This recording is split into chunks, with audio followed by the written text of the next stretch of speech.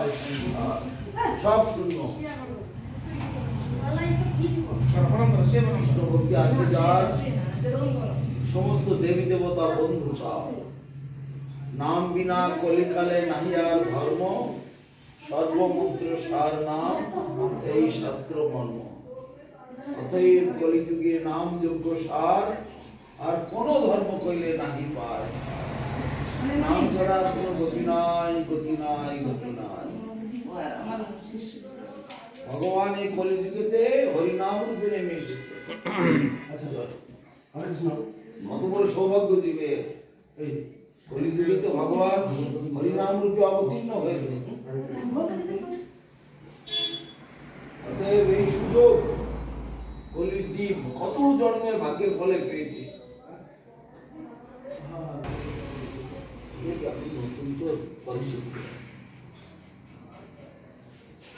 কলিযুগে নহে তব যোগ্য, কলিযুগেতে তব যোগ্য হরিনাম কিছু না।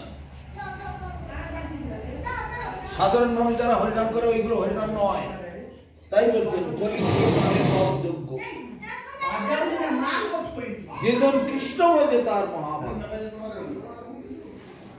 আমাদের সাধারণ ভাবে জগতে অনেক ধর্মকর্ম করে থাকে, যেগুলো ধর্মকর্ম নয়। ভগবান গীতা জায়গায় বলছেন সর্বধর্মান পরিত্যাজ্য। তিনি ধর্ম স্থাপন করতে এসেছেন, আমি ধর্ম পরিত্যাজ্য। তেমনি এই যেখানে হরিনাম করছে, ভাড়া করা লোকেরা হরিনাম করতে লাগলো, আমরা গিয়ে একটুখানি হারে হয়ে করে আসলাম, ওইভাবে হবে না। সেই জন্য কলিযুগে হরিনাম সদ্গুরু চরণাশ্রয় করে নাম গ্রহণ করে তবে জানতে। তাই বলছে কলিযুগে নহে তব যোগ্য, যেজন কৃষ্ণ ভজে তার মহাভাগ্য। মহাভাগ্যবান এই কলি হরিনাম কৃষ্ণ ভজন করতে পারে। অতএব গৃহে তুমি কৃষ্ণ ভজ গিয়া, খুঁটিনাটি বলি হইয়া কান্ত হইয়া। খুঁটিনাটি মানে এই ছেলে পুলে নাতিপুতি দোকানদারি ব্যবসায়ী, এ তো দুদিনে চোখ বুঝলি সব ফুরিয়ে গেল। সেই জন্য একমাত্র সদ্গুরু পরম্পরায় দীক্ষা গ্রহণ করে হরিনাম করতে হয়। সেই জন্য বলছে সাধারণভাবে সবাই হরিনাম করে, এতে শুধু স্বীকৃতি হয়। ওই হরিনামের কথা মহাপ্রভু বলছেন না, হরে কৃষ্ণ হরে কৃষ্ণ এরকম করছে, বা কোথাও নাম যোগে গিয়ে একটু বসলো শুনলো, এতে স্বীকৃতি হয়। কিন্তু বন্ধন মুক্ত হবে না, জেলখানা থেকে ছুটি হবে না। জেলখানা থেকে ছুটি হতে গেলে সেই ভগবানের ধাম থেকে যিনি এসেছেন তার আশ্রয় গ্রহণ করতে হয়। তাই ভগবান অর্জুনকে বোঝাচ্ছেন, এবং পরম্পরা প্রাপ্ত মিমাং রাজু। হে অর্জুন, এই জ্ঞান গুরু শিষ্য পরম্পরা ক্রমে এই জগতে নেমে এসেছে। ব্রহ্মা এই জ্ঞান দিয়েছিলেন, কৃষ্ণ এই জ্ঞান দিয়েছিলেন ব্রহ্মাকে সর্বপ্রথম। ব্রহ্মা দিয়েছিলেন নারদকে, নারদ দিয়েছিলেন ব্যাসদেবকে, ব্যাসদেব দিয়েছিলেন মধ্যাচার্যকে, মধ্যাচার্য জয়তীর্থ নীলহরি শ্রীহরি পদ্মনাভ লক্ষ্মীপতি মাধবেন্দ্রপুরী ঈশ্বরপুরী করতে করতে গুরু শিষ্য পরম্পরা ক্রমে এটা আমার কাছে এসেছে। আমার গুরু মহারাজ আমার কাছে দিলেন। যারা দীক্ষা গ্রহণ করতে চাইবে, মানে যারা ভগবানের ধামে যেতে চায়, দীক্ষা মানে ভগবানের ধামে নিজের বাড়ি নিজের জায়গায় যাওয়াকেই দীক্ষা বলে। যে পদ্ধতিতে এই নিজের বাড়ি যাওয়ার যায় তাকে দীক্ষা বলা হয়। সেটা এইভাবে দীক্ষা গ্রহণ করতে হয়। না তো তুমি মাঠে ঘাটে হরিনাম করে বেড়ালে যোগাযোগ কোথায়? ওই পানা পুকুরে ঢিল মারার মতো, পানা পুকুরে ঢিল মারলাম, পানাটা সরে গেল, আবার এসে বুঝে রাস্তাঘাটের মতো হরিনাম হচ্ছে এরকম। সেই জন্য সঠিক পরম্পরায় সঠিক ধারায় যুক্ত হতে হবে। বলে আমার সমস্ত দায় দায়িত্ব, আমার সমস্ত জন্ম জন্মান্তরের অকর্ম বিকর্ম কুকর্ম সব কর্মফল আমার গুরুদেব সেগুলো স্বীকার করে নেন, নিয়ে ভগবানের কাছে পৌঁছে দেন। অধমপতি জীব, হে প্রভু একে কৃপা কর। এইভাবেতে গুরুদেব ভগবানের কাছে প্রার্থনা করে। আর তোমরা যে আমার কাছে এসে আশ্রয় গ্রহণ করতে চাইছো, আমি তোমাদেরকে নিয়ে আমার গুরু মহারাজের কাছে চরণে দিয়ে দেবো। আমার গুরু মহারাজ আবার তার গুরু মহারাজের চরণে দিয়ে দেবে, তার গুরু মহারাজ তার গুরু মহারাজের চরণে দিয়ে দেবে, আবার তার গুরু মহারাজ তার গুরু মহারাজের চরণে। এইভাবে গুরু পরম্পরা ক্রমে তোমাদেরকে আমি রাধারানীর চরণে পাঠিয়ে দেবো। রাধারানী তোমাদেরকে নিয়ে কৃষ্ণের চরণে দেবে। এই হচ্ছে দীক্ষা। এইটা রাস্তাঘাটে হরিনাম করে বেড়ালে ও কি হবে? ওটা স্বীকৃতি হবে, ওটা শূন্য হবে। মুসলমানেরা আরাম বলে, শুয়োর কি আর রাম, ওই যে রাম উচ্চারণ করলো তাতেও কিছু কল্যাণ হয়, মুক্তি হয়। অতএব যেন কোনো প্রকারের নাম করলে কল্যাণ হবেই, কিন্তু সর্বশ্রেষ্ঠ কল্যাণ, সর্বশ্রেষ্ঠ লাভ সবগুরু চরণাশ্রয় করবে। তাহলে একটা গ্রুপ একটা জাহাজে ঢুকে, বড় একটা জাহাজ এখানে মন্দারমণির থেকে তো যায় না, খিদিরপুর থেকে যায়। মনে করো মন্দারমণি থেকে বড় একখানা জাহাজ এসেছে, সে নদী পার হয়ে এই সমুদ্র পার করে হয়ে আন্দামানে যাবে। আন্দামানে মাছ নিতে এসেছে, অথবা আন্দামান থেকে মাছ নিয়ে এসেছে। ছোটখাটো নৌকোয় করে তো হবে না, সমুদ্রের ঢেউ, এত বড় বড় ঢেউ, এক ঢেউতে শেষ হয়ে যাবে। কিন্তু বড় জাহাজ, সেই গুরু পরম্পরা হচ্ছে সে বড় জাহাজ। ছোট ছোট নৌকো নিয়ে নদী পার হতে গেলে হবে না। তদ্রূপ এই জগতে কুলগুরু, লৌকিক গুরু, মা গুরু, বাবা গুরু, দাদু গুরু, কত গুরু জগতে হয়েছে, কিন্তু তাতে আমার সমুদ্র পার করা যাবে না। এই ভব সংসার ভয়ঙ্কর, সংসার দাবানো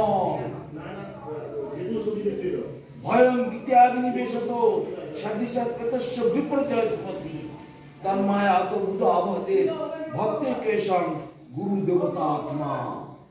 এই সংসার, এই জগৎ ভয়ঙ্কর, ক্ষুরস্য ধারা নিষিদ্ধ রুদত্তয়া দুর্গম পথস্থ কবয়।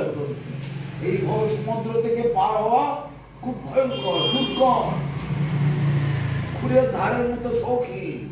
খুর একটু অন্যদিকে করে কাজ করে দাঁড়িয়ে কেটে দেয়।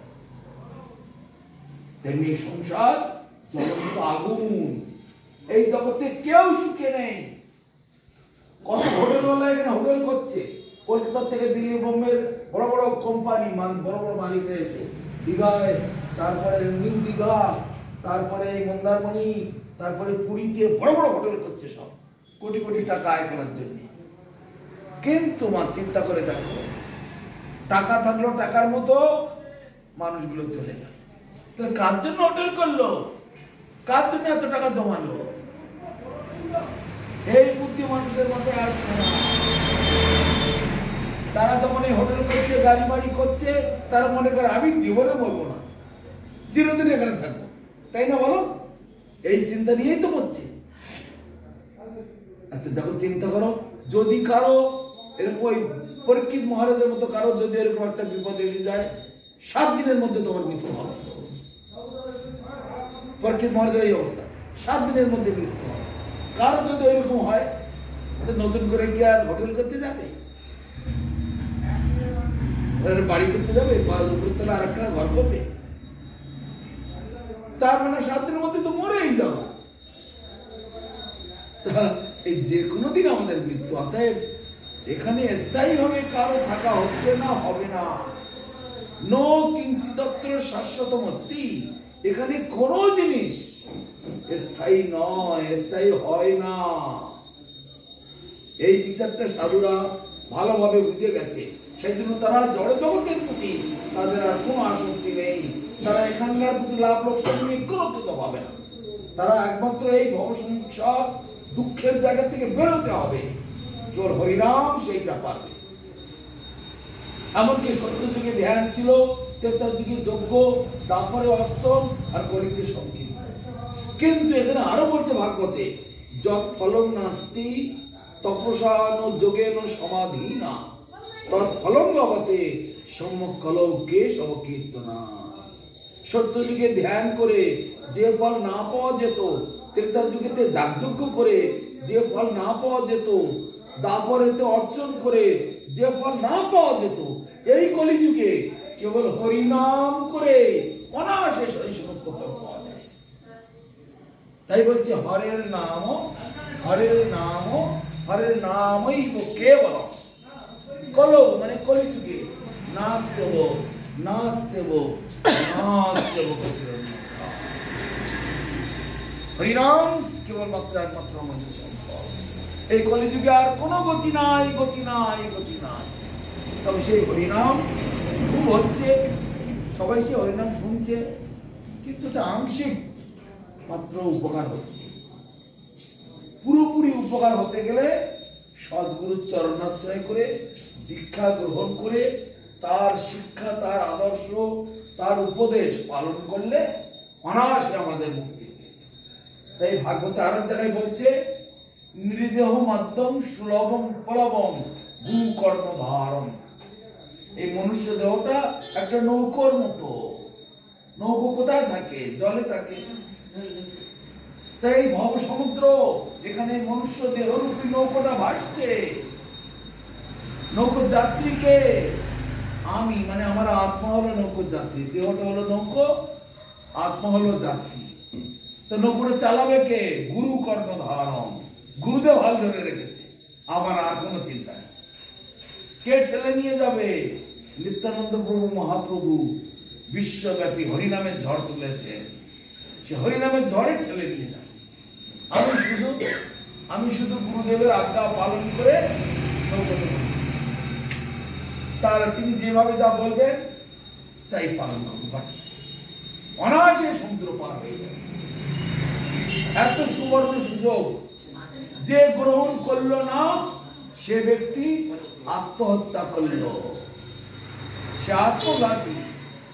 এই কোটি কোটি মানুষ, কালকে বলছিলাম না, পশুর মতো জন্মেছে, পশুর মতো বেঁচে আছে, পশুর মতো খাই করছে, পশুর মতো বুড়ো হয়ে যাচ্ছে, পশুর মতো খানিকটা বাল বাচ্চা তৈরি করে রেখে যাচ্ছে, পশুর মতো মরে যাচ্ছে। তাহলে মানুষ আর পশু পার্থক্য কোথায় বল?